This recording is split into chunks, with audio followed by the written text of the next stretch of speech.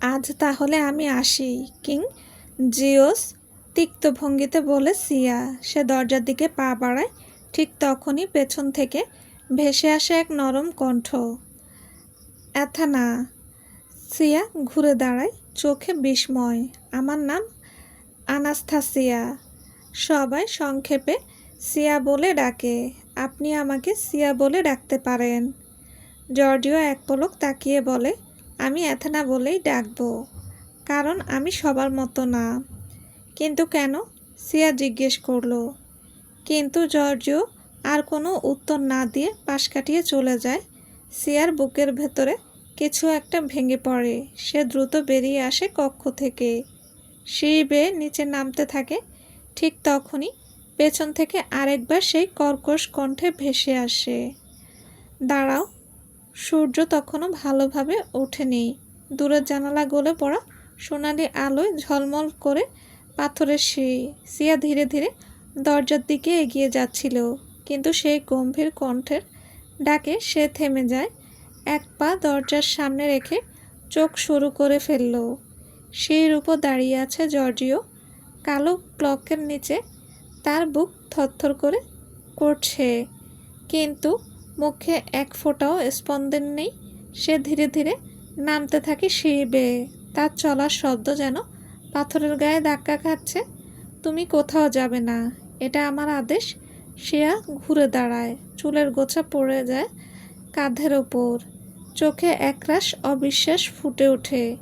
আদেশ? আমি প্রতিদিন এই বের হই, আমার কাউকে জবাব দিতে হয় না।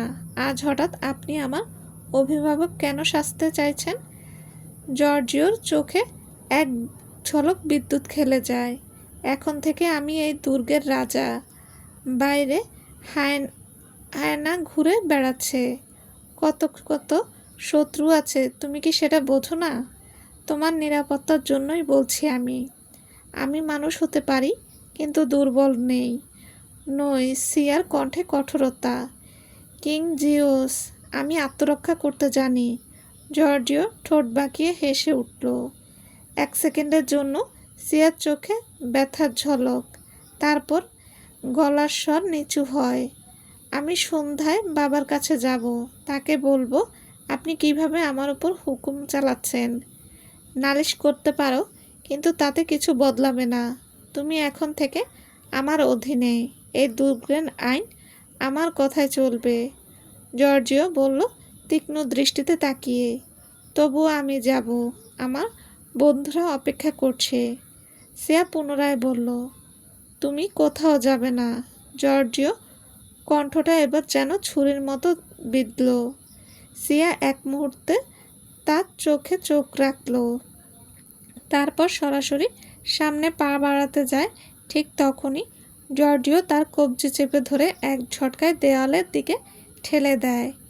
পিঠ ঠেকে যায় ঠান্ডা পাথরের গায়ে। তার শ্বাস আটকে আসে।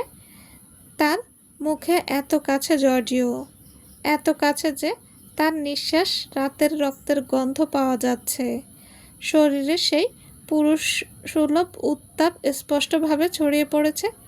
তোমার সাহস দেখে অবাক হচ্ছি, ফিসফিস করে জর্জিও বলল। তুমি আমার বোন।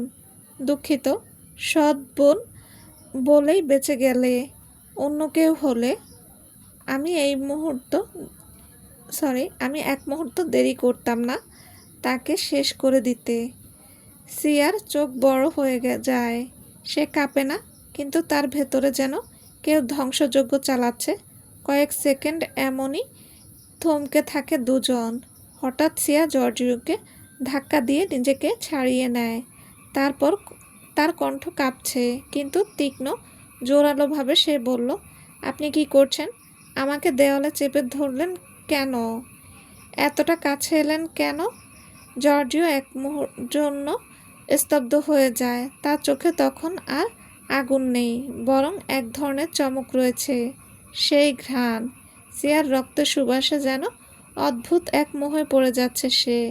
তবু ঠান্ডা গলায় সে বলল, কারণ তুমি আমার আদেশ অমান্য করেছিলে, তাই বলে এমনটা করবেন? সিয়ার চোখে তখন একরাশ ঘৃণা আর বিস্ময়। জর্জিও একটুখানি থামল, তারপর ঠান্ডা গলায় বলল, তুমি বুঝতে পারছো না এথেনা, তোমার রক্তের গ্রাম তা খুব সহজ নয় উপেক্ষা করা কারো জন্য। তুমি হয়তো ভাবছো দিনের বেলায় তুমি নিরাপদ, কিন্তু না। এটা বলেই এক পলক চুপ করে থাকলো জর্জিও। তারপর ফিসফিস করে বলল, তোমার শরীরের ঘ্রাণ আমার রক্তে আগুন ধরিয়ে দিচ্ছে। সেখানে অন্য কারো অবস্থা কী হবে বুঝতে পারো? তারা যদি তোমায় রক্তের এক ফোঁটা চোখে দেখতে পায়, তাহলে তোমাকে শেষ করে দিতে এক মুহূর্ত সময় নেবে না। সিয়া দম বন্ধ করে তাকিয়ে আছে, বুকের ভেতর স্পন্দন যেন গর্জে ওঠে। আর জর্জিও এক দীর্ঘ নিঃশ্বাস ফেলে চোখ ঘুরিয়ে ফেলে অন্যদিকে আর বলল, যাও, এখনই তোমার কামরায় ফিরে যাও। কণ্ঠে আর কোনো গর্জন নেই, তাতে ক্লান্তি আর কিছুটা অনুতাপ। সিয়া কিছু না বলে পেছনে ঘুরে চলে যায়। তার পায়ের শব্দ ধীরে ধীরে মিলিয়ে যায় সিঁড়ির উপরে। জর্জিও সেই দাঁড়ানো অবস্থায় রয়ে যায়, তার পেশিগুলো এখনো শক্ত, চোখে না বলা হাজারো প্রশ্ন। সিয়া কামরায় গিয়ে দরজা বন্ধ করে বিছানায় বসে পড়ল। পিঠে পাথরের শীতলতা এখনো অনুভব করছে সে, বুকের ভেতর তীব্র চাপ। সে চোখ বন্ধ করে ফিসফিস করে উঠে, কে সে কিভাবে আমার ওপর এমন শাসন করতে পারে? আমার বাবা কেন তাকে এই সিংহাসনে বসালেন? আয়নার সামনে দাঁড়িয়ে থাকা তার প্রতিচ্ছবিটি ধীরে ধীরে ঝাপসা হয়ে আসে, যেন সে আরও নিজেকে চিনতে পারছে না। বাইরের দূরের গাছের পাখিরা কিচিরমিচির করলো, কিন্তু সিয়ার কানে বাজে কেবল একটি কথা, তুমি এখন আমার আর স্বাধীন নও এথানা। সকাল গড়িয়ে সন্ধ্যা নেমে আসে নিঃশব্দ পায়ে।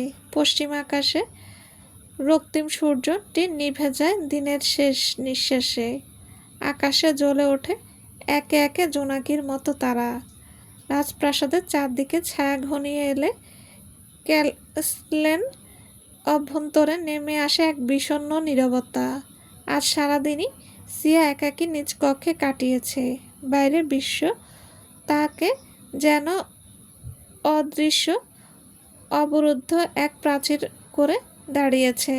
ডোরাথোস, তার পুত্র এবং স্ত্রী সকলে কফিন থেকে জেগে ইতিমধ্যেই ফিরে এসেছে ক্যাসলে।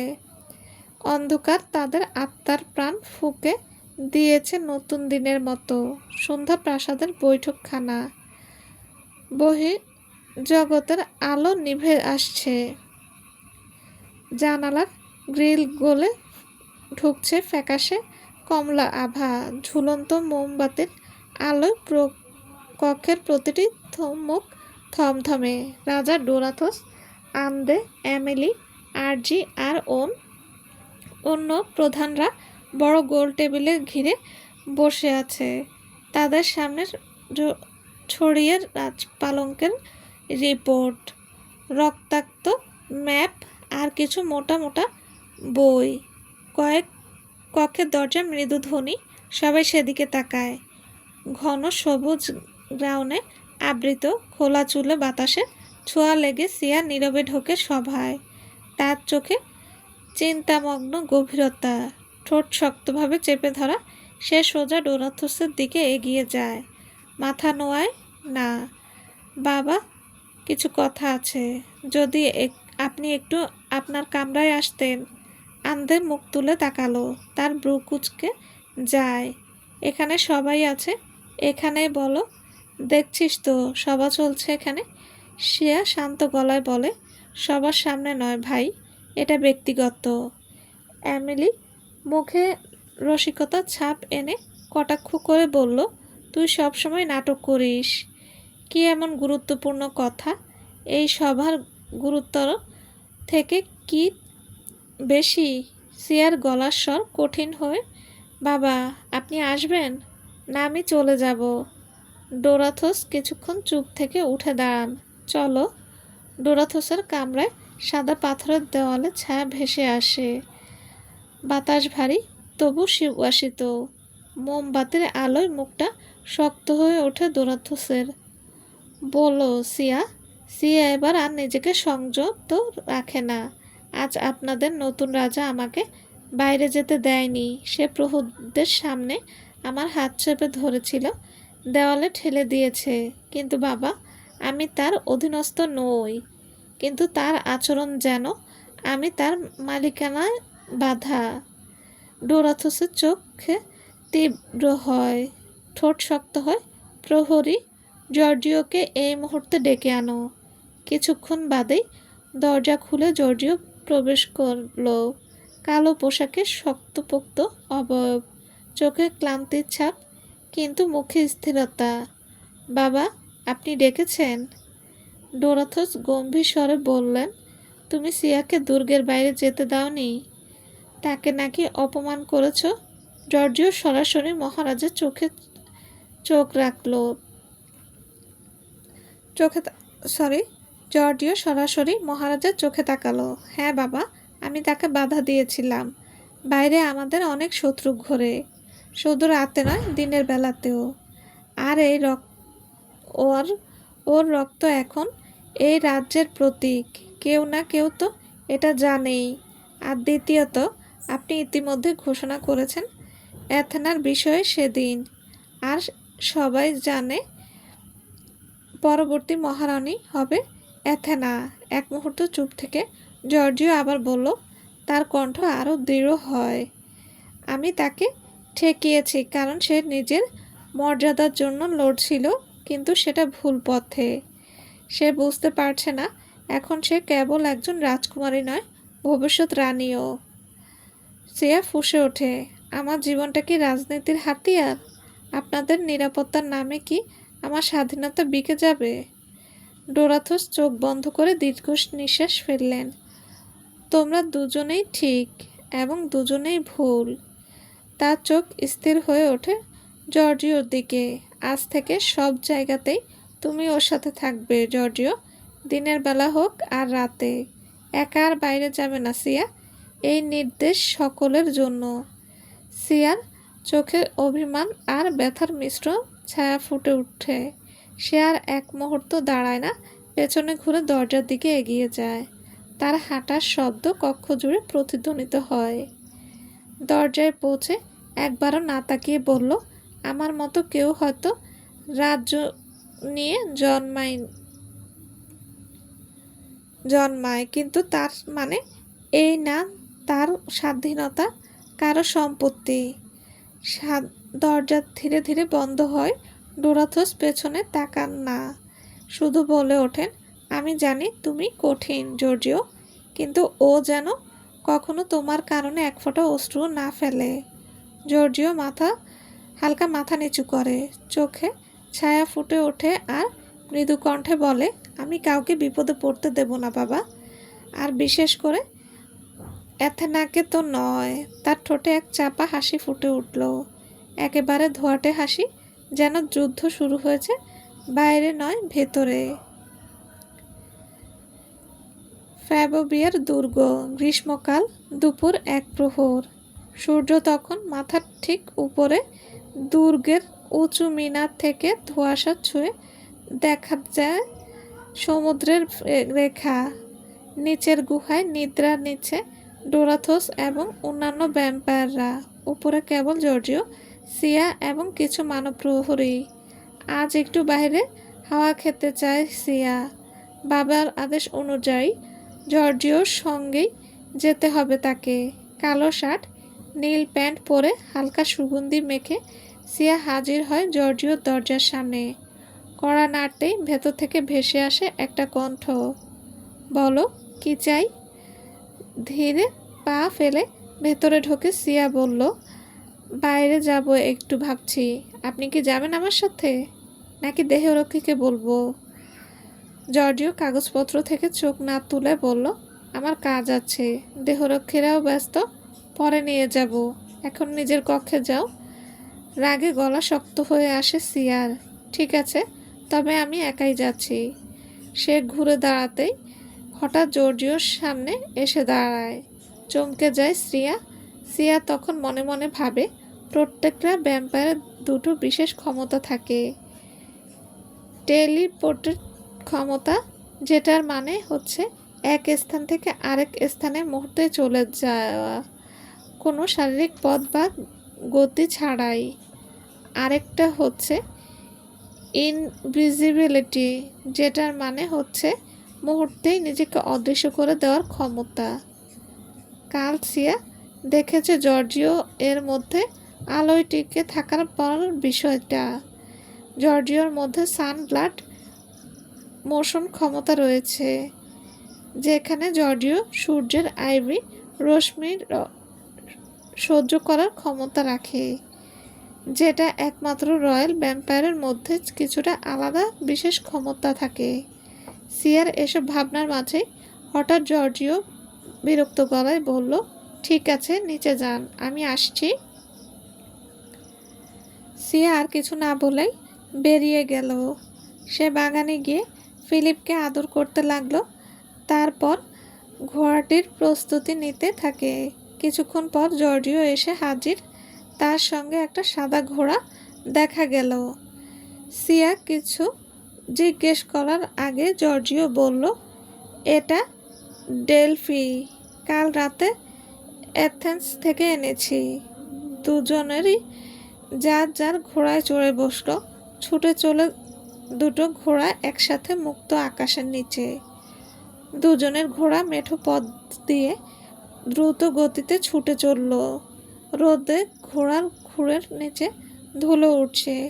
আকাশ উজ্জ্বল নীলে, মাঝে মাঝে সাদা মেঘ দেখে যাচ্ছে। হঠাৎ মাঝপথে জর্জিও নিজের ঘোড়াকে থামিয়ে দিল।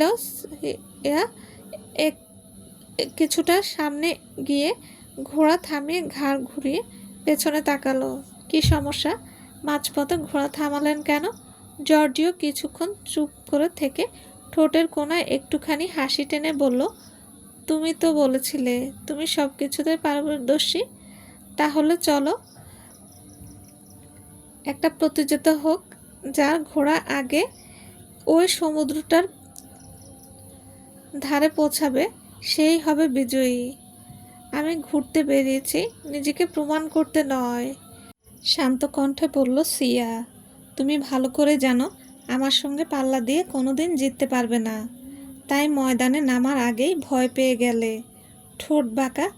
ঠোঁটে বাঁকা হাসি ঝুলিয়ে বলল জর্জিও। সিয়ার চোখে রাগের ঝিলিক জ্বলে ওঠে। বারবার মানুষ বলে আমাকে তাচ্ছিল্য করেন। ঠিক আছে, হোক প্রতিযোগিতা। আজ আপনাকেও দেখিয়ে দেব একজন শক্তিশালী ভ্যাম্পায়ারকেও আমি হারাতে পারি। বলেই সে ঘোড়া পেছনে এনে জর্জিওর ঘোড়ার সমান্তরালে দাঁড় করায়। দুজন একে অপরের দিকে তীক্ষ্ণ দৃষ্টি নিক্ষেপ করে পরক্ষণে দুজনের ঘোড়ার লাগাম টানতেই ছুটে চলে দুটো ঘোড়া। কিছু দূর আসার পর জর্জিও পেছনে ফিরে তাকায়। সিয়া অনেকটাই পিছিয়ে আছে। সিয়া চোখ শক্ত করে মনোযোগ সংযোগ করে নিচু স্বরে বলল, ফিলিপ, আমাকে জিততেই হবে। সিয়া কোনোদিন হারে না, যেভাবেই হোক আমাকে জিততে হবে ফিলিপ।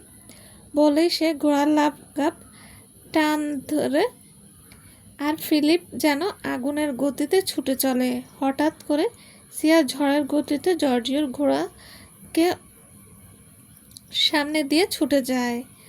কিছুক্ষণের মধ্যে সে পৌঁছে যায় সমুদ্রের ধারে। জর্জিও ঘোড়া থামিয়ে নেমে পড়ে। সিয়াও ফিলিপের পিঠ থেকে নেমে জর্জিওর সামনে এসে দাঁড়ায়। বলেছিলাম না, সাধারণ মানবী ভেবে আমাকে অমর্যাদা করবেন না। আমার আত্মবিশ্বাস আর মনোবল আজ আমাকে বিজয় এনে দিয়েছে, গর্বিত কণ্ঠে বলল সিয়া। জর্জিও কণ্ঠে সামান্য গম্ভীর এনে বলে, আমি আমার ভ্যাম্পায়ার শক্তি ব্যবহার করিনি, সেই কারণে তুমি জিতেছ। ভুলে গিয়েছ লড়াই করতে হয় সমানে সমানে। সিয়া তীক্ষ্ণ দৃষ্টিতে তাকিয়ে থাকে তার দিকে। মুহূর্তে জর্জিও জিজ্ঞেস করলো, আমরা এখানে এসেছি কেন? সমুদ্র দেখতে। এখানে এলে মন শান্ত হয়, স্বাভাবিক স্বরে উত্তর দিল সিয়া। সিয়া তখন আকাশের দিকে তাকিয়ে বলল, আজ রোদটা একটু বেশ গরম লাগছে। আমি একটু পানিতে নামবো। সমুদ্রের ঢেউ ছলাৎ করে আছড়ে পড়ছে পাথরের উপর। সিয়া ফিলিপের গাছে বেঁধে পায়ের জুতো খুলে এগিয়ে যায় জলের দিকে। সে হাঁটু পর্যন্ত পানিতে নেমে দাঁড়ালো, এক পা করে জলের গভীরে যেতে লাগলো। তারপর ঝাঁপিয়ে পড়লো পানিতে। তাকে দেখে মনে হচ্ছে যেন সে কোনো জলপরী। মুক্তির আনন্দে সাগরের বুক উঁচে খেলছে। একে একে ডুব দেয় কয়েকবার আর জল ছিটকায়। শিশুদের মতো হেসে খেলে বেড়াচ্ছে একা একাই। জর্জিওর হঠাৎ করে সেদিন দৃষ্টি চলে যায়। সে চুপচাপ তাকিয়ে থাকে। তার চোখের পাতা কাঁপে, বুকের ভেতরে ধুকপুক শুরু হয়। ভেজা শার্টটায় সিয়ার শরীর স্পষ্ট। রোদে তার ত্বক ঝিকমিক করছে। পানির ফোঁটাগুলো মুক্তোর দানার মতো জ্বলজ্বল করছে। জর্জিওর চোখে ভেসে ওঠে এক অভিশপ্ত চিন্তা, ও আমার সৎ বোন। কিন্তু কেন কেন এমন লাগে ওকে দেখলে? আমার আমার হৃদয়, আমার দানবীর স্বভাব সমস্ত সীমা ভেঙে ওর নিষ্পাপ কোমলতায় হারিয়ে যাচ্ছে। তুমি কেন এত অপরাজয়, আনাস্থা? জর্জিও বুকে এর জর্জিওর বুকের ভেতর কেঁপে ওঠে। নিঃশ্বাস আটকে আসে। কিছুক্ষণের জন্য দাঁড়িয়ে থাকে নিশ্চল। তারপর নিজেকে সরিয়ে নেয়, মুখ ঘুরিয়ে ফেলে অন্যদিকে। নিজের মনে মনে বলে, না, এটা ঠিক না। আমি তো এমন নই। ও আমার সৎ বোন। নিজেকে মনে মনে বলে, এটা ঠিক না। সৎ বোন। আমার সংযোগ ভাঙা চলবে না। নিজের নিয়ন্ত্রণ করতে হবে আমার। কপালে হাত দিয়ে চোখ বন্ধ করে দাঁড়িয়ে থাকে সে। এই মেয়েটা কেন এত অস্থির করে তুলছে আমাকে? সিয়া দাঁড়িয়ে তখনও পানির মাঝে দাঁড়িয়ে হাসছিল। তার মুখে সেই শিশুসুলভ উচ্ছ্বাস, যেটা দেখলে মনে হয় তার জীবনে কোনো দুঃখ নেই। দুহাত মেলে ছিটিয়ে ছিটিয়ে জল ছুঁড়ে দিচ্ছিল চারদিকে। কিন্তু সেই মুহূর্তে হঠাৎ একটা বড় ঢেউ আসে আর সিয়ার পায়ের নিচে বালু সরে যায়। সিয়ার মুখ থেকে চাপা চিৎকার বেরিয়ে আসে। আহ! সে ডুবে যাচ্ছে। পানির নিচে কিছু একটা তাকে টেনে ধরেছে। সে দুলে ওঠে, ভারসাম্য হারিয়ে পড়ে যায় পানিতে। পানির ভেতর থেকে কেউ যেন ঠান্ডা পিচ্ছিল হাত দিয়ে তার গোড়ালি চেপে ধরেছে। সে পা ছাড়ানোর চেষ্টা করে, কিন্তু সেই শক্তি যেন তাকে আরও গভীরে টেনে নিতে থাকে। জলের উপরে তার হাত ছটফট করছে। সে ডুবে যেতে থাকে ধীরে ধীরে। তার চোখ জোড়া ভয়ে বড় হয়ে যায়। এরপরেই চারপাশ অন্ধকার হয়ে যায়। কানে শুধু গর্জন শুনতে পায় জলের নিচের। আর কিছু শোনা যায় না। জর্জিও তখন পেছন ঘুরে সমুদ্রের পাড় ছেড়ে হাঁটা শুরু করছিল। হঠাৎ সে থমকে দাঁড়ায়। কানে আসে জলের হালকা ছিটে ফোটা শব্দ, কিন্তু কোনো হাসি নেই। সে তৎক্ষণাৎ ঘুরে তাকায়। সিয়ার দেখা নেই। তার বুক ধক করে ওঠে। এথানা! জর্জিও গলা চড়িয়ে ডাক দেয়, কিন্তু কোনো উত্তর নেই। তার চোখের পাতা কেঁপে ওঠে। পরক্ষণেই দৌড়ে যায় জলের দিকে। বুট খুলেই পানিতে ঝাঁপিয়ে পড়ে। ঠান্ডা জল গায়ে লাগতেই এক মুহূর্তে তার রক্ত যেন উতলে ওঠে। সে ডুব দেয় গভীরে, চোখ খোলা রাখে পানির নিচে। আর তখনই দেখে সিয়ার গোড়ালিতে পেঁচিয়ে আছে কালচে রঙের শ্যাওলা ঢাকা হাড়গিলে হাত, যা দেখে মনে হয় আধামৃত কোনো দেহের অংশ। সেটি তাকে নিচে টেনে নিয়ে যাচ্ছে সমুদ্রের অন্ধকারের দিকে। জর্জিও চোখ লালচে হয়ে ওঠে। এক ঝোপে সে সেই হাত ধরে ছিঁড়ে ফেলে। সিয়া তখনও বুঝতে পারে না কি হলো তার সাথে, কিন্তু দু হাতে শক্ত এক টান আর কোনো এক দুর্দান্ত জোরের বাহু তাকে জল থেকে টেনে তোলে। সে বুঝতে পারল পরক্ষণে এটা জর্জিও। পানির ওপর উঠতেই সে হাঁপাতে থাকে আর প্রচণ্ড কাশতে থাকে। তার চোখ জোড়া জলময়, শ্বাস ছিন্ন ভিন্ন হয়ে আসছে। আর জর্জিও তার দু হাত জড়িয়ে রেখেছে সিয়ার কোমর, তার গায়ের সাথে বুক চেপে ধরে আছে। চারপাশে ঢেউ, নিচে সাগরে এর অজানা অন্ধকার। সে তাকায় জর্জিও চোখে, গভীর, কঠিন অথচ শান্ত। সেখানে কোনো কোমলতা নেই, বরং এক শীতল দায়িত্ববোধ, কিংবা হয়তো অজানা টান, যেটা জর্জিও নিজেও স্বীকার করতে চায় না।